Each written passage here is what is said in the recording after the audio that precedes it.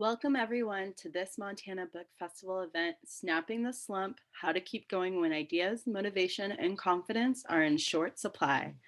My name is China Reavers, and I am a volunteer host for the Montana Book Festival. I want to welcome you, audience, into this virtual space from Bozeman, Montana. The Montana Book Festival acknowledges that we are in the Aboriginal territories of the Salish Kootenai, Absaloke, and Cheyenne people. The Montana Book Festival strives and will continue to strive to help promote Indigenous voices as one of the ways our organization acknowledges and respects the Aboriginal peoples of Bozeman and across Montana. For those of you zooming in from outside of Bozeman, I encourage you to take a look at the link that our volunteer Lauren Smith has just put up in the chat so you too know whose Aboriginal territories you're currently occupying. Go ahead and let us know where you're zooming in from this afternoon. We're really excited to welcome Gwen Florio, Craig Lancaster, and Elisa Lorello to this year's virtual festival. But I first want to take care of a little housekeeping. We'd like to welcome you as attendees to submit your questions to our authors via the Q&A at the bottom of your screen. Feel free to use the chat function to talk amongst yourselves while the event is taking place. On the back end, Lauren will be monitoring both the Q&A and the chat for any logistical questions you may have throughout the event. The Montana Book Festival wishes to thank our event sponsor, Arts Missoula. And with that, I'd like to introduce you to our authors. Gwen Florio is the author of the Lola Wicks crime series, The Nora Bess Mysteries and Silent Hearts, a standalone novel set in Afghanistan. A longtime journalist, she won the Pinkley Prize for debut crime fiction and a High Plains Book Award for her first novel, Montana. She lives in Missoula, Montana. Craig Lancaster is the author of 9 novels, including the best-selling Edward series, 600 Hours of Edward, Edward Adrift, and Edward Unspooled, as well as a collection of short stories. 600 Hours of Edward, his debut, was a Montana Honor Book and the 2010 High Plains Book Award winner for Best First Book. His work has also been honored by the Utah Book Awards, the Summer Sun, and with an Independent Publisher Book Awards Gold Medal, the short collection, The Art of Departure, among other citations. Lancaster lives in Billings, Montana with his wife, author Elisa Lorello, a dog named Fretless, and a cat named Spats. Elisa Lorello is the author of 7 novels, including the best-selling Faking It, and 1 memoir. She has been featured in the Charlotte Observer and more recently, Last Best News, and was a guest speaker at the Triangle Association of Freelancers 2012 and 2014 Right Now conferences. In May 2016, she presented a lesson for the Women's Fiction Writers Association Spring Workshop. She continues to speak and write about her publishing experience and teach the craft of writing and revision. And with that, I'll let them get started. Thank you. Thank you. Thanks. Well, Gwen, you were the one who had the idea of this panel. And so we talked about it. We thought we ought to start with why in the world we wanted to talk about snapping the slump. Why don't you tell us your experiences with slumps and snapping? Actually, and I think I had the idea after seeing a post by Elisa, and it so resonated with me and really brought me back to times when I have just wanted to throw up my hands and say, I'm done with this. And obviously I have continued to slog along, but I've seen similar posts from other authors. And I think it's such a universal experience and such a hard experience that we should talk about, acknowledge that we all go through it, and then also how we get through it.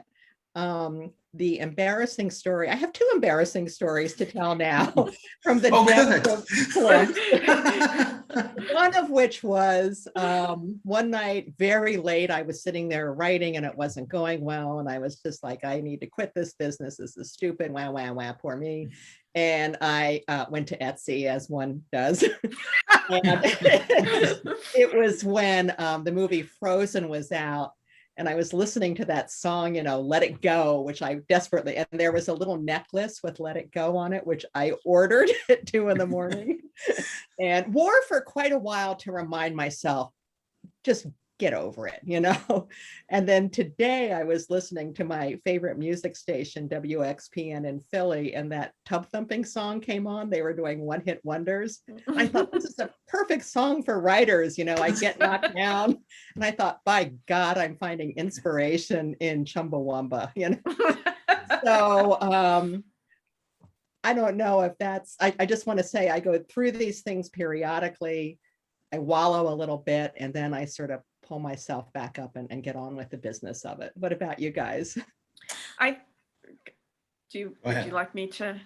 Yeah. Do you remember the post that Gwen's talking about? I don't remember it. I'm not sure specifically which one it was, but it certainly doesn't surprise me because it's something I've been going through it's been a few years now that this has been something that I've been dealing with and struggling with. And so for me, the reason why I'm glad we're talking about this is because I think we need to take the stigma out of it, because there's actually, I keep up with my mailing list, even though I'm not actively writing or working on anything. I send those newsletters out every week, and I actually really love it, although I just took a break for September. But for me, there's always a little imposter syndrome of, should I really be continuing to engage if I'm not doing anything? And so part of what I do is I try to talk about the not doing anything. But also I just think it's important, because I think writers feel a little stigmatized sometimes when they are going through a slump. And I think, and this is something we might want to bat around a little bit, of what's the difference between a slump and writer's block. And is there a difference between the two? And I think there's a little bit of a fear of, does it mean there's failure in that? Is there weakness in that? And so I think that's why I was really glad that you proposed this, Gwen. Yeah, for me, I think when my most recent book came out, I came prepared with props, and It Will Be a Beautiful Life. When it came out in June, I was fairly transparent with folks that I was not at all sure that I would ever see another one come out. And I had kind of worked myself into a place where I was okay with that. And in fact had talked about, gosh, I think I'm probably done, even before that, which not for the first time, the lesson for me is, don't talk about what you think, because you don't know. But I did come away from this whole thing with the feeling that,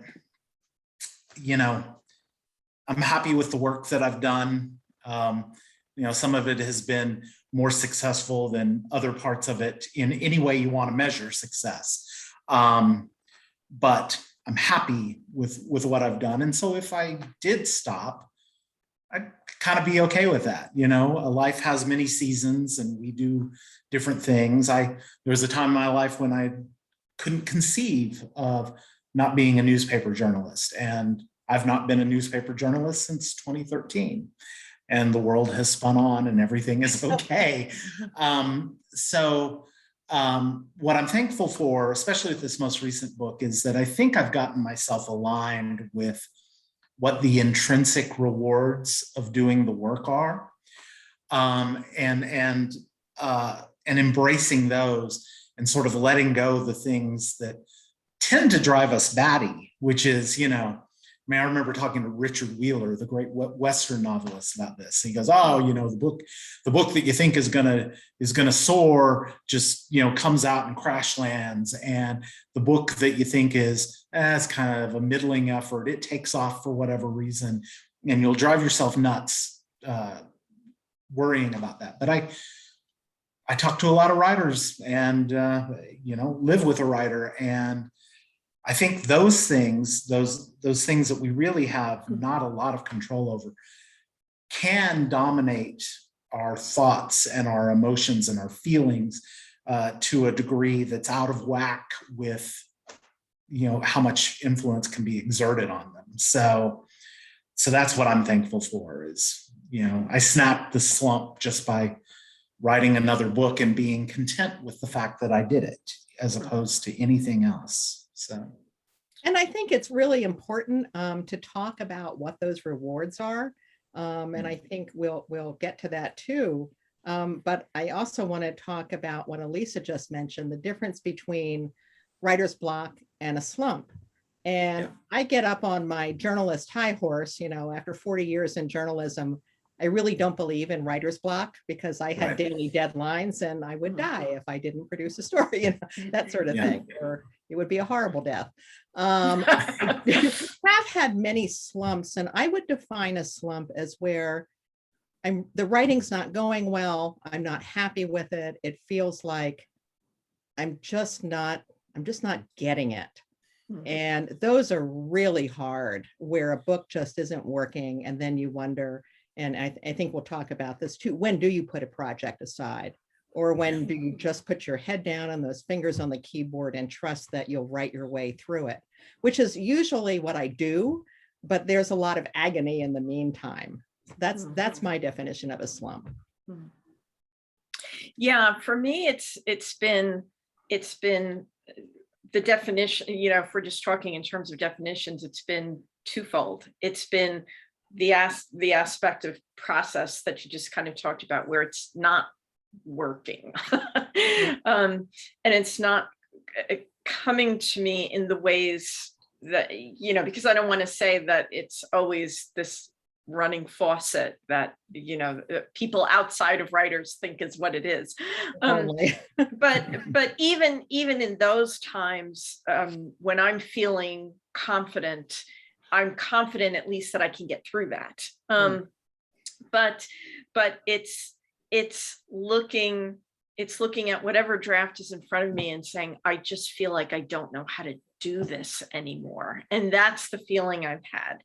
And the other side of it is very much a career aspect. So it is, and we'll probably talk about this a little bit too, where and this can happen one of two ways. It can happen that every book you come out with, you feel, you have the high hopes, and then it doesn't do what you thought it would do. But there's also the flip side of that, of somebody, and please, I don't want to sound like one of these people who's crying over my own success, like spoiled, but there is a psychological component to having had some success and then feeling like you're going to have that hot hand and it's just going to keep going. Every book is going to do, hit the bestseller list and all of that. And then it doesn't. And then the next one doesn't. And then the next one doesn't. And then the next one doesn't. And that is also that starts to interfere with the process part. At least it did I think part of that did for me. That's not the only aspect that I've grappled with, but that is certainly one aspect of it is I think there is a deep fear of, am I ever going to produce something that somebody is going to want to read again? And so that's part of what slump has looked like for me. Yeah, I have to agree with Gwen. I have always taken the stance that you've taken, which is there's no such thing as writer's block, because of what my professional background was. I mean, good luck to you if you're covering the Raiders, as I did in 2003, and you're sitting alone in Detroit, and the game is over and you've got to come up with a game story, a sidebar, and a notebook in about 3 hours. Good luck calling the office and saying, gee, guys, I'm just not feeling it today. I mean, so I've always kind of separated the mechanics of sitting down and writing, which I can do. I mean, I can force myself to sit there and write. I've always separated the mechanics of that from that feeling that you've slipped in there with the page and you're seeing it cinematically, and you're understanding motivations, and you're walking with these characters from one scene to the next, and you've got some idea of where you're going. That for me is where the slump word comes in, when I can't access that anymore. And it's funny, unlike everything else in my life, if I play pickleball over a longer period, I'll get better at it. If I play golf over a longer period, I'll get better at it.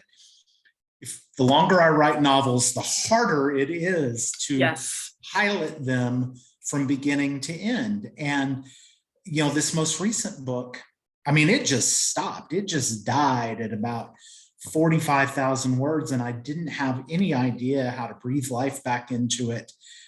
And so then I just set it aside, and I went about other things in my life. And when I picked it up again, everything I couldn't see, I saw. Love it. We joked yesterday about, it's like the human or the writer equivalent of unplug it, wait 10 seconds, plug it in again, and maybe you have something. But yeah, it is absolutely confounding to me anyway, at how much harder this all gets the longer I do it. Don't you think that's a factor of setting the bar higher with each book? Yes, yeah. I do. And knowing that there's a bar at all. Yeah. I think I thought, probably like a lot of beginning writers, I'll get maybe one or two under my belt. First of all, the thing was, just let me have one novel. And of course, then, you get greedy. Yes. But I thought I'd get to a point where I could just kind of not coast, but it would sort of come automatically. And even though that never happened in journalism, you think I might have known. Yeah. But right, see, in journalism, you developed coping skills. You learned how to coax from yourself the work because you had to produce it. Right. Books are a little different, you're a wonderful writer, my favorite writer, but it's true of all three, one of my favorite writers, but it's true of all three of us that if we don't write another book, everybody's going to live.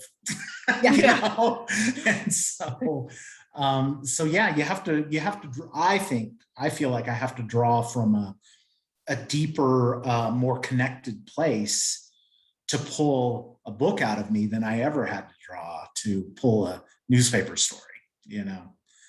I could fake my way through one of those. Exactly. Yeah. So Elisa, what are some of your coping skills when you're in this? How do you get through to the other side? Lay down in a fetal position. I'm very familiar with the fetal position. No,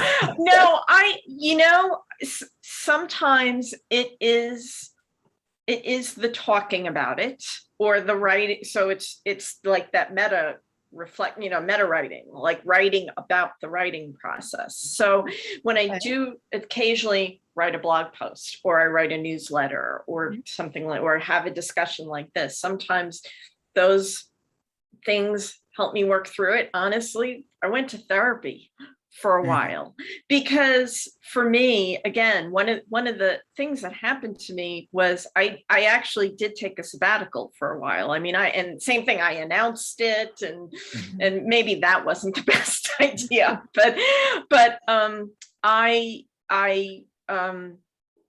really grieved during that time, that I said, I'm not going to write for a while. I'm just not going to focus this. I'm not going to do anything.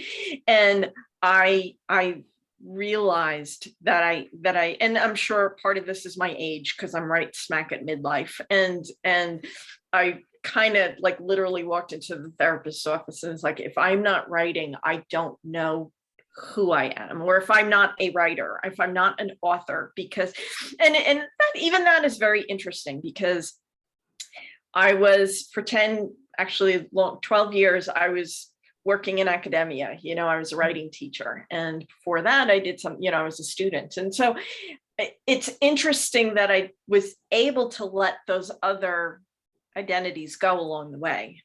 But I really, really identified so strongly as an author, and the other thing is I didn't want to stop. I was ready to stop teaching. Yeah. I was ready to move on to the next thing. But I did not want to do this. I really didn't want to stop doing this. So I really needed to kind of go into my psyche a little bit and work with somebody. And that absolutely helped. And just and I had to grieve. I really did have to grieve the career that I had and get to the point where it's okay that I do not have this particular career and it doesn't look like this anymore.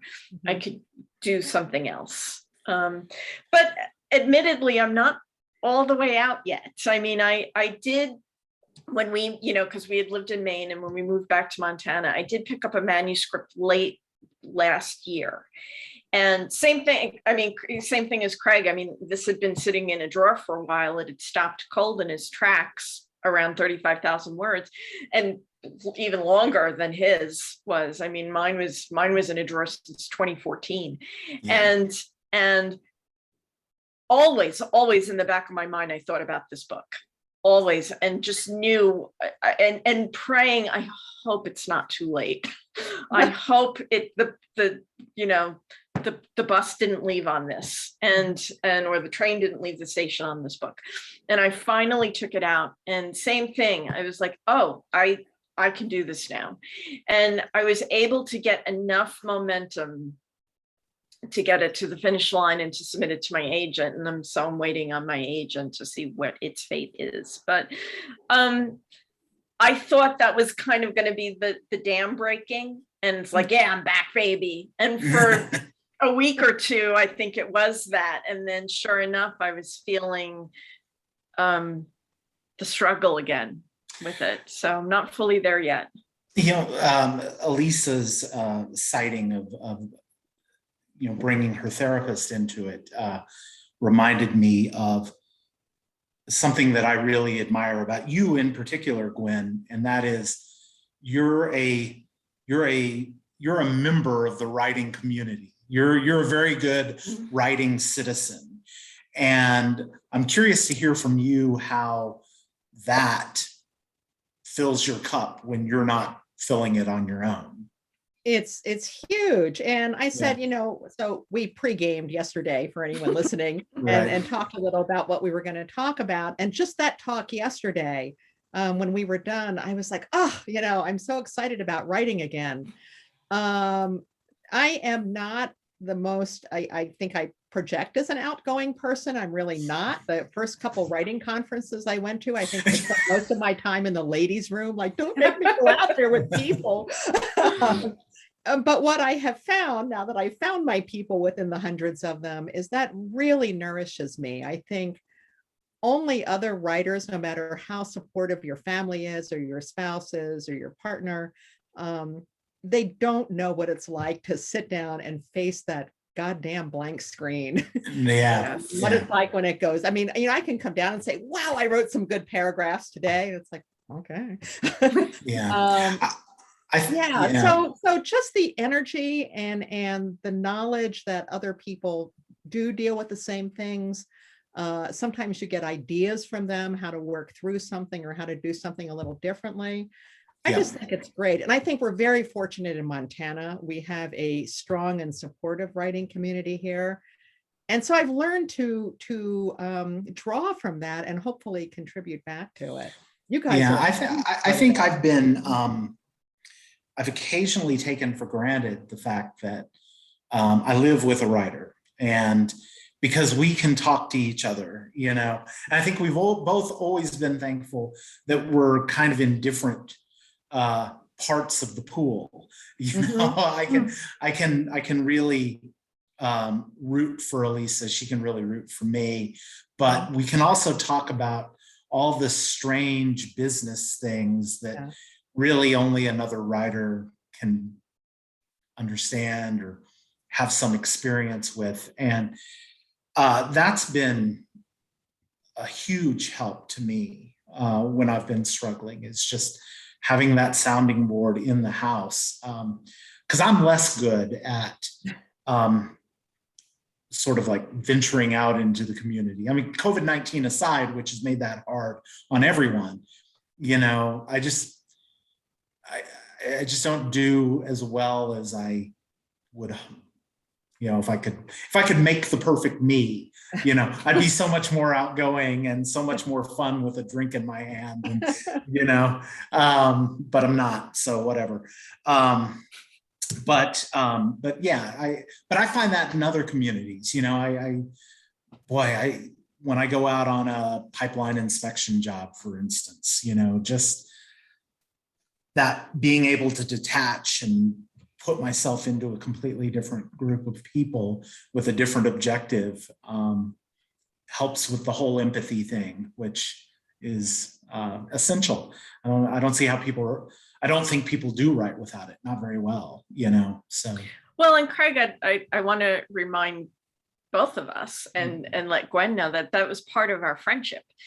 Right. You know, before Craig and I got together, and, you know, we were just strictly platonic friends, and I was living on the Northeast coast and he's living here. And because we were both full-time writers at the time, it just so happened that we were kind of writing at the same time, like we were working on our manuscripts at the same time. And then we would just kind of hop on to like Facebook Messenger, or we text and say, what are you working on right now? Yeah. And he would send me 3 paragraphs of whatever he just did. And then I would send him 3 paragraphs of whatever I just did. And it wasn't like, oh, you know, it wasn't for any critique, you know, Yeah. it was just a very, oh, that's great, keep going. It didn't have any context. We didn't talk about the stories. We didn't talk about the characters, but we just said, what are you working on? And that was really helpful. And then every once in a while we would get on, you know, at the time it was Skype before Zoom. And we would talk a little bit about the business, because we also shared a publisher, we shared an editor. So we would talk about things about that. And that was really part of the foundation of our friendship. And it absolutely, as spouses, has been a real joy to and it's funny, I kind of knew in the back of my mind, I kind of always wanted to marry somebody who did the same thing as I did for a living. I think I wanted that unconsciously. Well, thank God you left academia, or it would have never happened. Yeah. Great. Well, you know, I wanted to touch back on something Craig mentioned early, because I think it's so important as we all go through this journey, that as we go along, more and more the writing itself becomes the reward. Yes. And it's taken me a long time to get to that. And I think some ups and downs in my writing career have contributed to it. And it's really made me realize I'll lose my mind if I worry about the business end of this. And so all I can do is just keep writing, try to write to the best of my ability. But I want to talk about that process. Sure. I think I made the observation when we talked about this yesterday that there's nothing so beautiful as a debut novelist, you know, which none of us are. Oh, great. And it's this awesome thing, because, well, here's this person that we didn't know about, and here's this book that's a gift to the world, and we're, you know, and I can remember that well enough to, I mean, that's a beautiful thing. But you know, once you're a debut novelist, you have to be a follow-up novelist, and then you have to be, oh my God, this guy's back a 3rd time novelist, and you know, and on and on. And it's different. It's just different. I mean, I'm the worst arbiter of my own work, but the one hill I'm willing to die on is that I'm a way better author today than I was when my first book came out. But the rewards are different, and they have to come from me and the performance of the work. And just like you, Gwen, I have learned how to do that. And it's been a hard lesson and a heartbreaking lesson sometimes. Just for me, I mean, it's nobody else's heartbreak. I mean, I don't want to overstate the importance of, a book coming out and tanking. Like, I'm the only one affected. Me and, whoever invested in it. But, it's still, it's hard to take when your first effort was, oh, well, here's an award, and why don't you come talk to us? And God, we admire what you do, and then it's like, you're like the guy in the Bloom County panel when all the when the discos died, and you're like looking around and going, doesn't anybody want to share my personal space tonight? Yeah. So, yeah. Well, and it's something also that we touched on a little bit, is this idea of expectations. And I think one thing I've learned is you have to readjust those pretty much with every single book. You have to readjust and recalibrate your expectations, and you have to look at both the intrinsic and the extrinsic. And again, what we talked about, this idea of what do you value? What do you value intrinsically? And I think it is important to say, what do you value extrinsically? I don't think there's anybody who doesn't want to make a living doing this, or there's so few, I think, that are really like, I'm really seriously okay with just doing an occasional book, and if I make money from it, great, and if I don't, that's fine. But I wanted this to be my full-time career, and I wanted to be able to have make a self-sustaining living from this. So one of the things I needed to do was readjust all of those expectations, and readjust values, and readjust and like you said, Craig, that certainly changes when you're a debut novelist, because when I was a debut novelist, I had a full-time teaching position with benefits. So I was set. Yeah. Right. I was okay. And at that time, my goal was, I would like 50 people who are not related to me to read this and like this book, and who are not my friends, who don't know me, and my expectations went way beyond when it was 350,000. Yeah. Right, exactly. Yeah. So so all of a sudden, whereas at one time selling 50 books in a year that's the gold mine, that's the lottery. Yeah. At one point it was I can't, these days I'm not even selling 50 books in a day, and that's pretty much a bummer.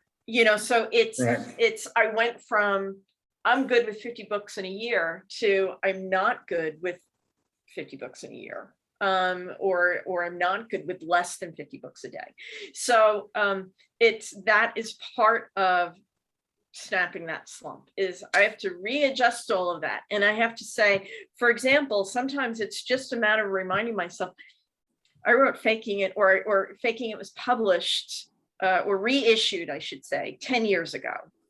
It hit the big time in 2010, and then it was contracted and reissued, and that book is still bringing in something.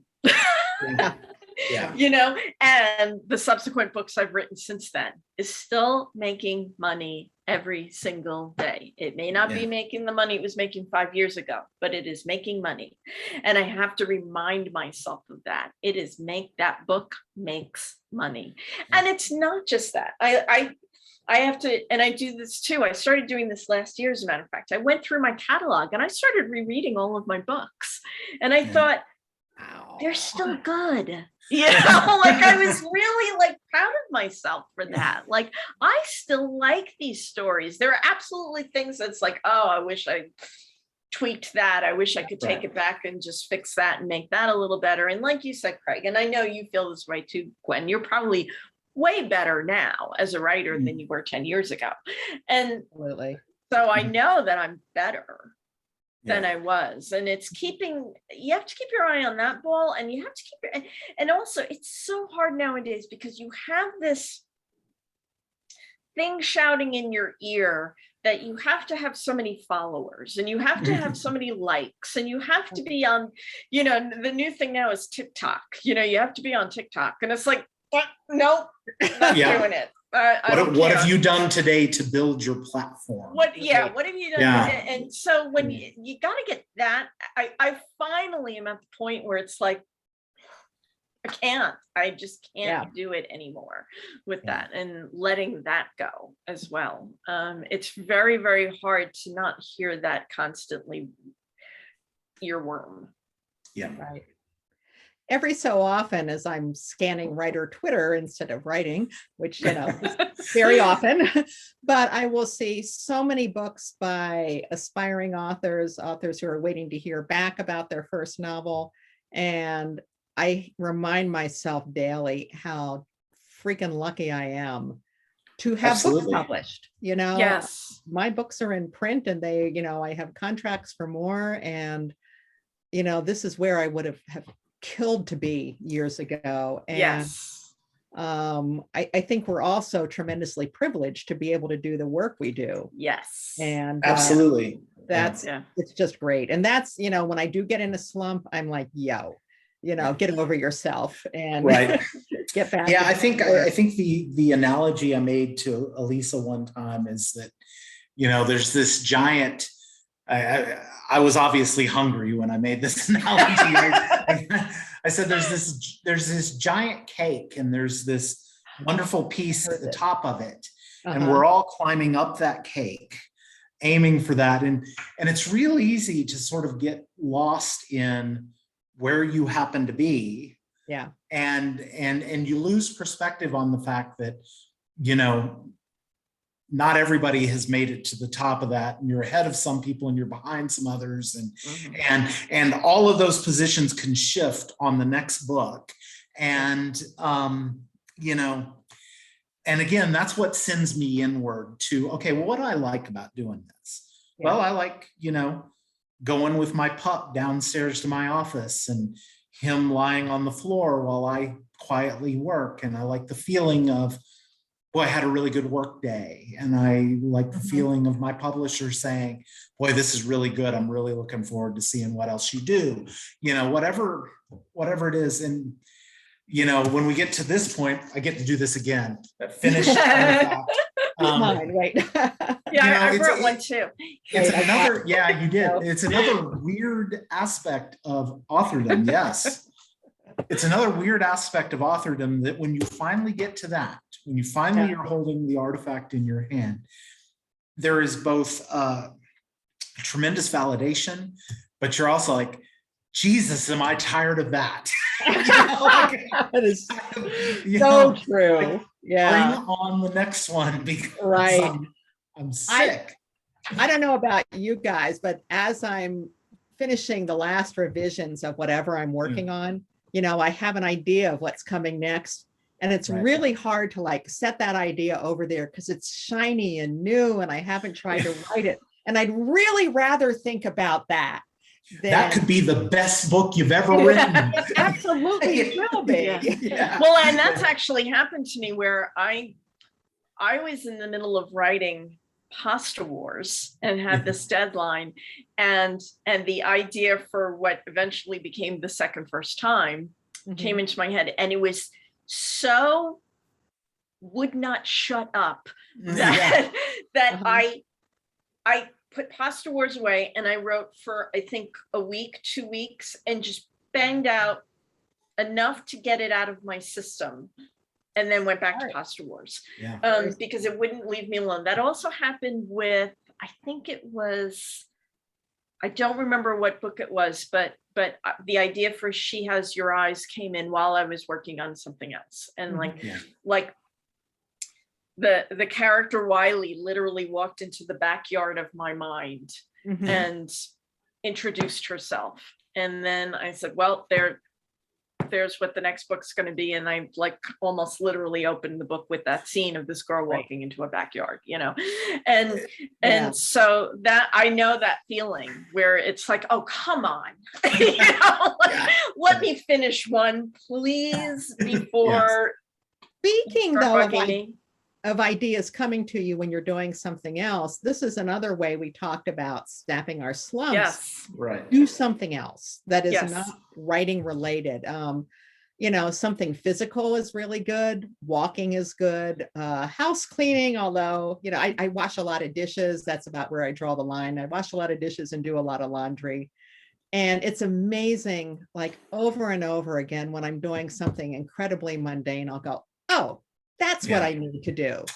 Yeah, and Elisa, I believe, has workshopped some ideas in a long shower. Showers. A lot of people write about getting ideas. Oh God, about that. It really helps me to hit the road, just to go somewhere. And it could be a day trip or something longer. But it just, I've learned to live inside my head. I wouldn't really recommend it for anybody else. I'm not going to sublet any space, but occasionally it's just nice to slip out of there for a little while. And there we go. You mean Mr. Blue Sky? It was a road trip. We conceived of this together. That's cool. On a road trip. Very cool. That's right.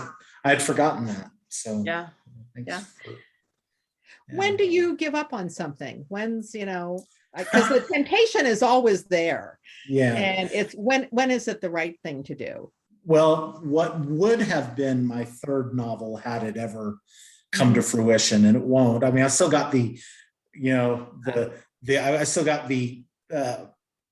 Word document with dried blood sitting somewhere on my hard drive.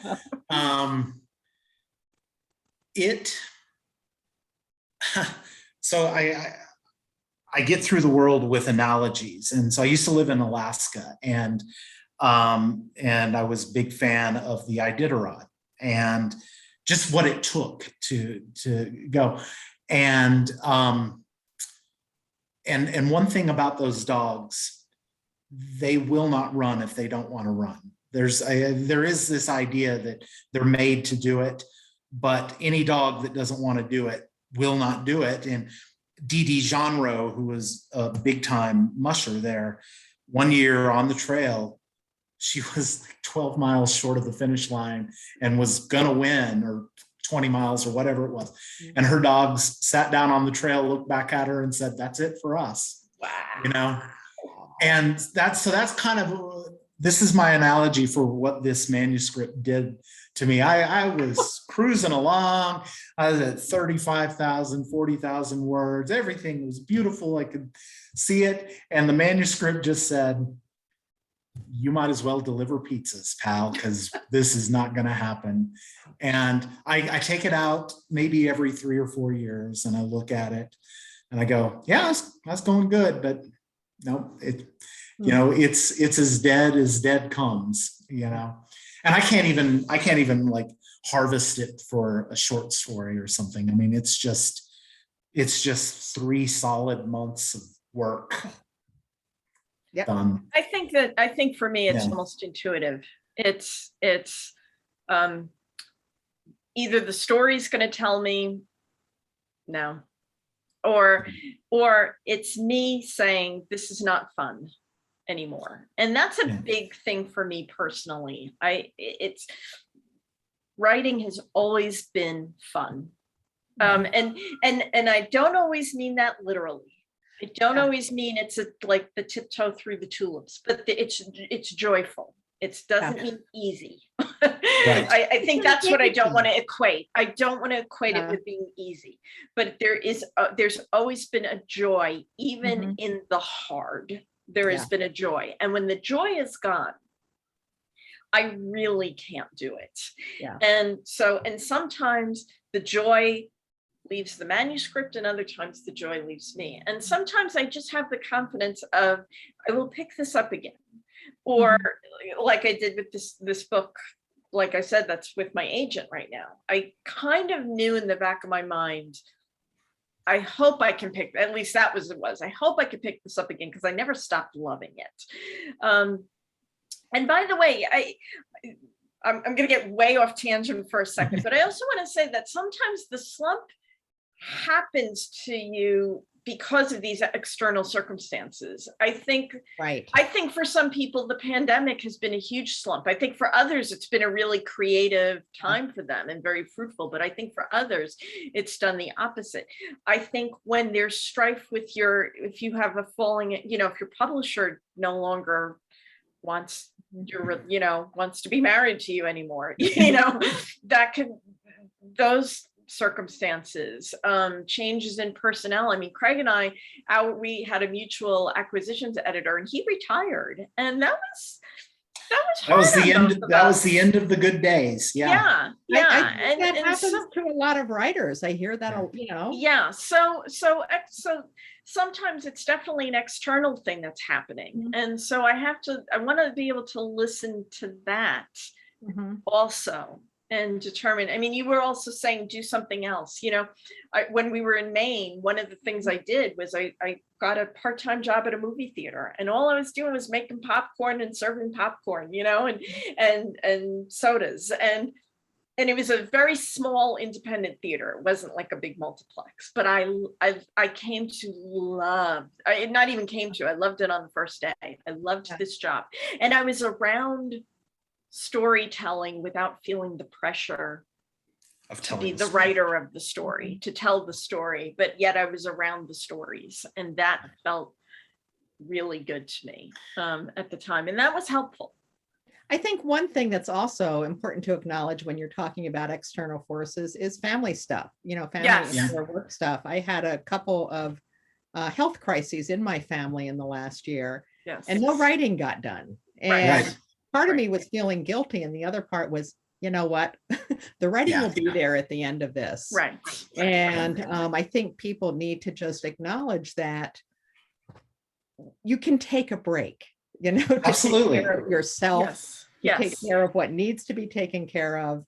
And when that's through, the writing will still be there. I think a lot of people really beat up on themselves and they're not writing every day. I hate the quotes, you only fail if you quit, or when you only fail when you quit, because it's like, nope. Sometimes that is the answer, is walk away. And it doesn't have to be permanent, but even if it is permanent, it is okay. Absolutely. I am hoping we get some questions. We have a comment. Lauren, if anyone's not watching the Grizz game and is watching us, because why wouldn't you? There are people watching. I think you've done such an excellent job of answering any questions that have come up. For myself, there'll be something I think of, and then you answer it. Which is, I'm like, I have to think of another question. Or a different way to phrase it. But one thing you discussed was about doing things different, like something different, like going to work at the cinema or just taking a walk or a road trip. All those were things I was going to ask about, not the cinema specifically, but moving yourself. And I'm wondering, have any of you ever written in a different, like a different topic, different themes or genres than you normally would to kind of bust a slump? Is that something that you would find helpful or you would suggest to maybe a writer? Not to bust a slump. Elisa and I wrote one book together, and and she's kind of in you, me, and Mr. Blue Sky, and I love the way she's sort of in the romantic comedy land, and I'm sort of in commercial fiction with a literary bent land, and we had to decide where are we going with this, and it was pretty clear to me that we ought to go where she is, and she could kind of be the Sherpa. And I don't know that busted any slump for me or anything like that, but it was fascinating to sort of put myself in her hands as far as here's where the beats are on this kind of story. Here's because I don't worry about that stuff. At least not initially, not in the composition stage. So, that's my answer for that. I don't know. I would recommend it if that's what you really want to do, if that's what's calling to you. It doesn't, I think for some people it really can help. And again, ignore everything that's in your ear saying, oh, no. Yeah. A publisher's not going to pick it up if you've been writing science fiction and all of a sudden you want to write a romance or whatever it is. It's at the end of the day, and I do have a quote that I really, really want to read. At the end of the day, I think you always have to do what you want to do. I think writers are always talking about, and book marketers especially are always talking about know your audience. And I taught this for how many years when I was teaching college writing. Well, who's your audience for this? And at the end of the day, I always have to put me first. I have to be the first reader that loves this. And so this is a quote that has really helped me. And yes, it's Duran Duran. I'm sorry, everybody. Paul, if you're there, come on. But so Simon Le Bon said this, and this is this band's been together for 40 years, and they have certainly had worldwide commercial success, and they have certainly had failure. And so this is what he said, and this had really, really helped me a great deal. He said, the first time meaning commercial failure, happens, it is really scary because you thought you would carry on forever. And then the next time it happens, it's not so bad. And then the next time it happens, it's not so bad. And then you get to a point where you just relax and think, you know what? Let's just do what we do. Do we believe in the music we make? Yes, we do.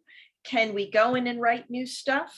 Have you still got stuff inside you that you want to say? Yes, I have. Yes, we can. Then you do it. And that Fabulous. Really helped me a lot, because I said, no matter what, I'm going to do what I want to do. I want to keep doing what I want to do. And so that's what I would say. If you want to get away from something else and just have a breath of fresh air in a different genre, or write a memoir or something that is very research intensive, but it drives you and it gets you excited to every day to get up and work on this. Do it. Absolutely do it. Or do what you love to do. Yeah. I think about, still love writing romances, write romances.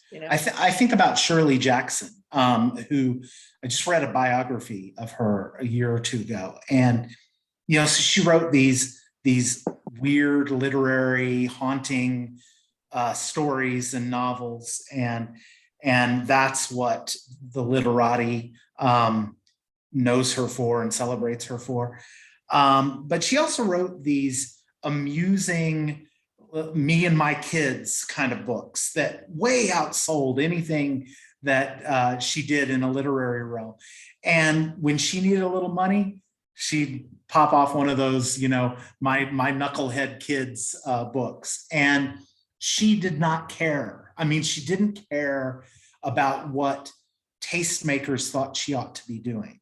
She did what she needed to do to keep her career going and all this. And she, we contain multitudes, right? We're not just who we are as writers or the way we've chosen to write. We are, a guy who does dumb interpretive dances for his wife to make her laugh. I'm not saying that's me. I'm also not saying it's not me, but you know what I'm saying? We are all kinds of things. And I think the more fully you explore those, the more you open yourself up for the things that do make writing a little bit easier to go at, just because you're opening the pores, Yeah, I was just listening this morning to an interview with Anthony Doerr, who wrote All the Light We Cannot See, which was one of my many people's favorite books of the last few years. And his new one certainly has many elements of sci-fi.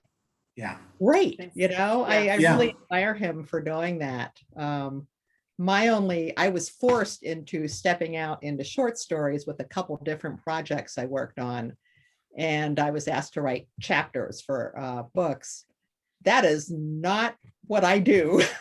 Right. Or, I mean, they have got to be concise and you've got to get to the point fast. And they were really fun. They were really hard, but they were really fun. And when I went back to a novel and I had all that space again to figure out what I was doing, I was so relieved and happy to do it. So I think sometimes getting out of your comfort zone is really good when you go back to it.